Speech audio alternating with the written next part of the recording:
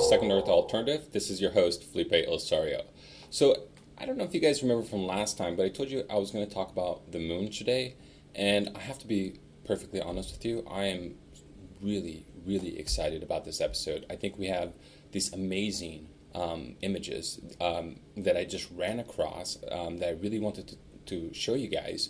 But before we get to that, I just kind of wanted to talk about the moon a little bit. I don't know what you guys think, but my opinion is that the moon is very, very unique in our universe. It's one of those things that, if you really think about it, out of all the planets out there, right? Out of all the moons and the planets, in our solar system, I mean, there must be like 60, 70 moons, or maybe even more. And if you count all the planetoids, we are the only ones that has this perfectly shaped solar eclipse, meaning that when the moon stands in the sky in front of the sun, from our perspective, it's the exact size. So if you think about that, since the times of Aristotle was staring at the moon so often that he started creating theories as to why the moon was bigger in the horizon. The Mayans, they used the moon as a base for their own calendar. And so you have to really think about that, because you got this ancient civilization that was able to make pyramids and great accomplishments, and was also one of the best astronomers, ancient astronomers, and they used the moon, the solar eclipse, almost as if it's like an ancient clock, as if every once in a while this perfect alignment happens. And that's the trigger word. It's that perfect timing. The trigger word is time. It allows us to create time. And so, to me, that's an unbelievable coincidence that out of all the planets in our solar system, we just happen to be the ones that not only has intelligent life, has this massive moon, is the only planet that only has one moon, but it just happens to be the exact same size as the sun. I don't know. I just find it too much of a coincidence. So then, I don't know if you remember the last episode, but I talked about how the astronaut Buzz Aldrin, he mentioned that he saw a UFO. We were smart enough to not say, Houston, there's a light out there that's following us. So technically, it becomes an unidentified flying object. He did see a UFO there. And what I find so fascinating about this is, if the astronauts went to space and if they claimed they saw UFOs, should we not be able to see the UFOs in the pictures? And a lot of people think, NASA has been hiding this. They don't want to reveal anything. They're airbrushing pictures. But in 2015, October, NASA released 10,000 images. And I don't know if you guys taken a look at those images, but I'm telling you, they are not airbrushed. There are UFOs in these images. And as far as I know, it's like a form of disclosure. It's as if they're just saying, okay, you know what, fine. We're giving out the images. Look at them. See what you find. Okay? So here, let me show you guys what I mean. So basically what I set up here is I set up an infrared filter, right? This is the screen we're going to be using over here. The infrared filter, it's really an amazing filter, because what it allows you to do is it pumps up certain wavelengths in light that allows you to kind of see through objects sometimes. So sometimes I like to pump up the blue wavelength a little bit where it gets closer to the ultraviolet. And let me show you what happens here. So if you zoom into this astronaut's face, right over here, if you put this infrared filter, watch what happens. See? Suddenly his face becomes recognizable. So basically, I decided to go through this Apollo archive. If you want the link, by the way, you can get the link right down here. Here, 1 second. So basically, I went through this Apollo archive, and I just kind of pulled out some images that I want to kind of show you guys. So let me show you what I mean here. So this is the original image. I saw this little dot here. I thought it was kind of interesting, right? So I kind of zoomed in, looking even more interesting. So I put the filter on, and boom, there, you see it. So the thing with these images is that you can have artifacts, you can have cosmic rays that come down and create little glitches on the pictures. You can have hairs that get stuck. You can have light reflections that come through the windows of the space shuttle or the camera lens. So there are all kinds of possible artifacts that can happen. So I'm actually trying to only point out the best images that I found that I don't think can be easily explained. So the reason why I don't think this is easily explained is because let's analyze the shadow here. If you take a look at the shadow, right, on this image right over here, look how it kind of curves in the highlights over here. What that is telling me is that we have some kind of sun that is coming from this direction, from northwest. The sun is coming from northwest. So if we zoom out, right, you'll see that there is another UFO right over here, actually. And once again, it has a kind of a three-dimensionality to it. And you see the slight highlight. You see how it's darker underneath on the right side? That means the sun is coming from the northwest region, right? Okay, so then let's just flip the filter off. And let's analyze the shadow of the clouds. If you look at the shadow of the clouds, it's a little bit difficult to see, but you can kind of see that the shadows are going down to the right side, down to the right. So that means the sun, once again, is coming to the northwest. So this is what I mean by how you can kind of separate the artifacts from the real UFOs.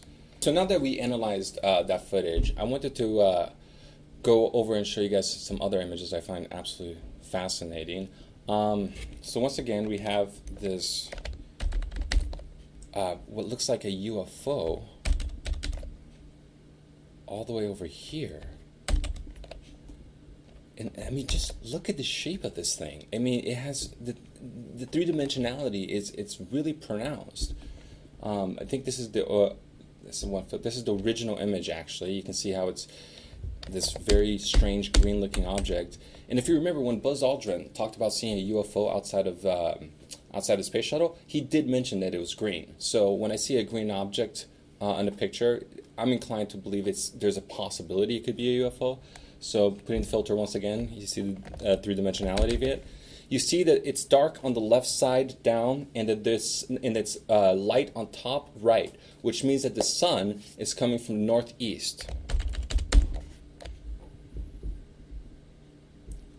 Okay, and I want to show you guys one more image over here. If you look at this, you see one more UFO over here, and this is amazing. This is where you can really see the filter working. Here is the original image, okay? And then here's the filter. Boom, like it just like pops out. And once again, if you look at it, you see dark shadows on the left side, on the bottom kind of left side, and the highlight on the top right, which indicates that the sun is coming from the northwest. So once again, we have this matching kind of shadow interplay that's happening with these objects, which is telling me that it's possible that this is more than just an artifact, that this is an actual physical object that's just there, just on flying over Earth. Pretty amazing, actually. So this is actually a picture of Earth, but I'm going to show you some pictures of the moon shortly in 1 second. So here's another one. I actually really love this one. This is a picture of Earth, but look at this. And it's almost as if the object is fading into the atmosphere, as if it's not in front of the lens, but actually, into the atmosphere. And if you put the filter on, boom, you can see how pronounced that is. Look at the three-dimensionality. I mean, you can see like highlights, darkness. You can see almost the exact angle in which the sun is coming from, once again. All right, so moving on. We also, this one is one of those ones I wasn't 100% sure if it was an artifact or not, but there's this strange triangular thing just on this random NASA image, and I love this image. I really want to show you guys this. Check this out. Put the filter on. Boom. Look at this. It's almost as if there's a circle, like, how you see those triangular cracks that have that middle circle? It almost looks like something like that. Like there's geometry within the structure, whatever this is. Zooming out, you see that this structure is actually right next to the moon. If you look at the left side of the picture, you see that there's a sliver of moon right there. So, yeah, that's, I don't know, guys. You guys tell me. Okay. So moving on. This is going to be another amazing. In fact, let me just kind of warn you guys. You guys should maybe buckle your seatbelts because the images are only going to get better and better and better. Okay. So check this out. This was taken from one of the Apollo missions, right in front of, right outside of Earth. What is that? Like, what the hell? And then check out. I'm going to put the filter on. Boom. Are you kidding me? I mean, if you guys know any satellites that look like Sputnik, that just kind of resides and kind of floats next to the astronauts, then by all means, let me know, because I don't know what the hell that is.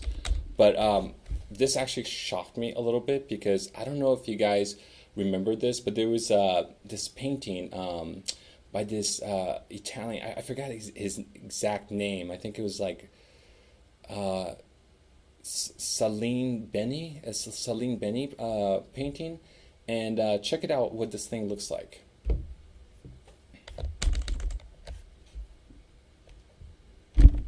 Like, it's like, are you kidding me? Like, how, I just don't understand. Like, how is that possible? Like, look. It's as if it's the same craft. Like, you look, you can see the geometry within the craft, the little antennas, right? Look at this. Look at the geometry in the antennas. So, I don't know. You guys tell me. So, moving on. Okay, we can just take that one down. Okay. So this one I really liked because this is, first of all, this is happening at the moon. But what I really appreciate about this picture is that if you look closely, you'll see a shadow of the actual object. So check this out. So here's the object.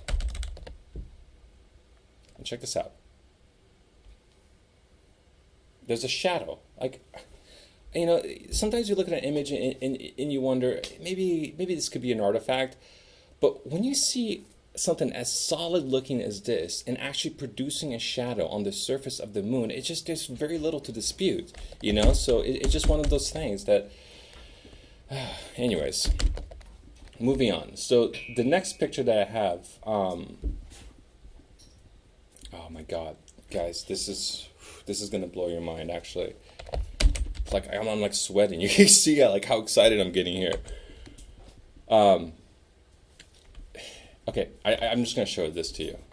Okay, here's the picture. Here's what I think is a UFO. Okay, looks pretty interesting. Let's put the filter on.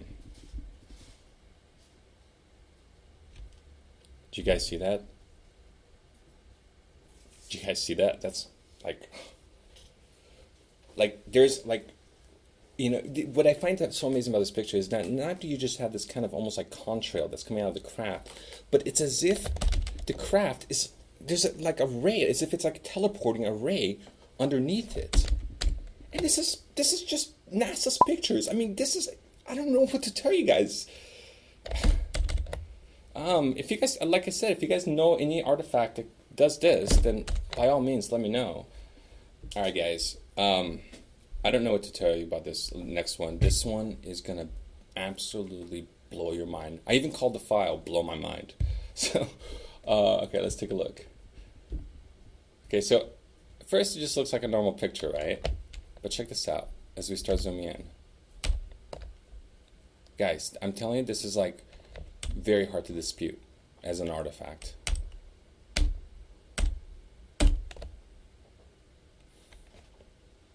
I mean, this is NASA's files.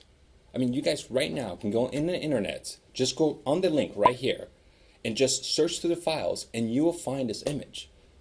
So, I mean, is this not a form of disclosure? I mean, is this not telling us, hey, we got 10,000 images, here you guys go for it. And then you find this? I mean, come on. I mean, what is that? I mean, so, You guys make up your minds. What do you guys think? What I can tell you is every single one of these images are legitimate. And these are images that I personally found, that I went and I went through the archive and I was just looking through it, assuming that if all the astronauts said that UFOs were there, then all I have to do is look, right? If I just look at the images, the UFOs are going to be there because they said they're there. So I guess in 2015, when NASA released the files, they said, you know what, screw it. We're not going to airbrush it anymore. We're just going to let it know to the public. So let's think about this. The moon, right, is this really large, strange object that is kind of bigger than it should be. It's resided in this perfect location around Earth, almost like this ancient clock, in which every once in a while it strikes the sun at this perfect distance, to create this beautiful full eclipse, which only our planet has the ability to do. Is that a coincidence? Or is the knowledge, now that you guys have the knowledge that UFOs might be residing on the moon, is it possible that the moon might have been placed there? I mean, we're talking about flying crafts. We're talking about people who came from other star systems. Of course they can push a planetoid type system. It doesn't take a lot of technology to do that. It just takes time, mostly. Okay, so guys, I want to finish off the episode by going over a few moon quotes that I found kind of interesting. These are written by scholars or academics, people who are generally very knowledgeable. This was done by, it was put together by some person with his website. If you guys want the link, it's right down here. So basically, I just kind of read off some of these quotes. The first one came out from Isaac Asimov, who's an American author. He's also used to be a professor of biochemistry at the Boston University. And he's basically one of the most prolific sci-fi writers of all time. So let's see what he writes. He says, "We cannot help but come to the conclusion that the moon by rights ought to not be there. The fact that it is one of the strokes of luck almost too good to accept. Small planets such as Earth with weak gravitational fields might as well lack satellites. In general then, when a planet does have satellites, those satellites are much smaller than the planet itself. Therefore, even if Earth has a satellite, there would be every reason to suspect that at best it would be a tiny world, perhaps 30 miles in diameter. But that is not so. Earth not only has a satellite, but it is a giant satellite, 2,160 miles in diameter. How is it then that tiny Earth has one? Amazing." He also writes, "The moon, which has no atmosphere and no magnetic field, is basically a freak of nature." Okay, Erwin Shapiro, who is from the Harvard-Smithsonian Center of Astrophysics, writes, the best possible explanation for the moon is observational error. The moon doesn't exist. The moon is much bigger than it should be, apparently older than it should be, and much lighter in mass than it should be. It occupies an unlikely orbit and is so extraordinary that all existing explanations for its presence are fraught with difficulties, or none of them could be considered remotely watertight. All right. I'm going to skip a few of them. I just want to give you guys one more. This is from Dr. Harold Urey, who's a Nobel Prize. He won a Nobel Prize for chemistry. He writes, "I'm terribly puzzled by the rocks from the moon, in particular of their titanium contents." The reason why I want to bring that up is because it's true.